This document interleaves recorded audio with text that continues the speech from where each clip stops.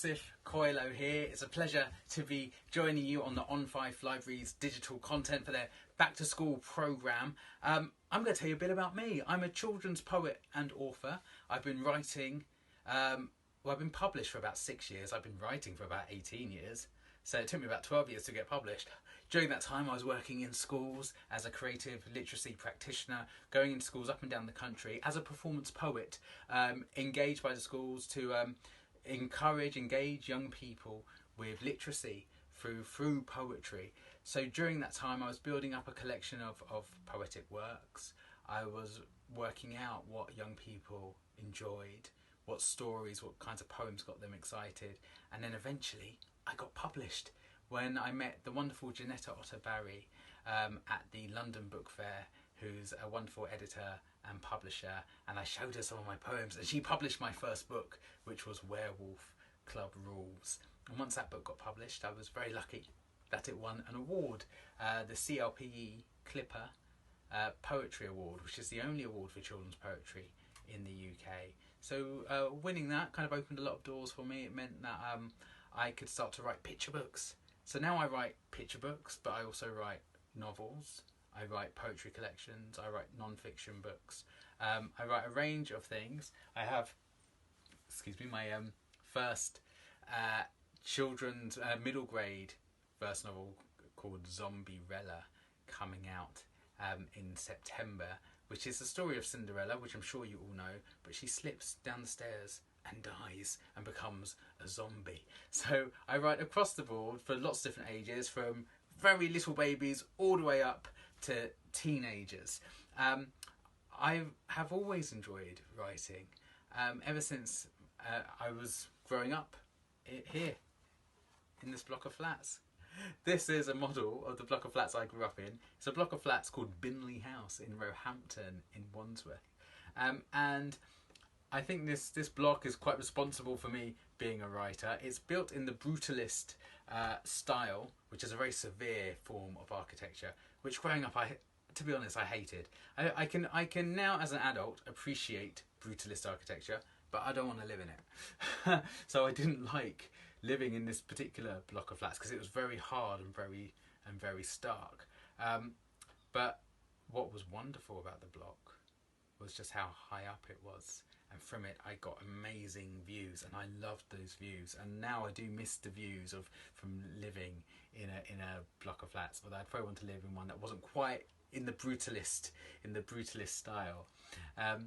So being able to see those views really inspired me, because it meant from a young age I was always using my imagination, imagining what was happening in those green patches, and I could actually see Richmond Park, which is a huge open space in London where there are deer which you can go and feed, and there are ponds which I fell into. So it was right for inspiring my imagination. And I remember being in this flat here on the 3rd floor, tracing the pictures from a book called Fungus the Bogeyman, and writing my own words to the pictures. So I started writing at an early age, even though I struggled with literacy when I was young. I was behind my peers in my class. It took me a while to catch up, but when I did, I ran with it, and I loved English. But I didn't study English at university. I studied archaeology, which is the study of the physical past, which means digging up things. So in my first and second year on my archaeology degree, I dug up bones, I dug up skeletons in Peru, and that was really a great experience. But during that time I was writing poems, and when I came out of university, when I finished my degree, I started travelling to cafes and theatres up and down the country and performing my poems. And because of that, I was increasingly asked into schools to read my poems to the young people there.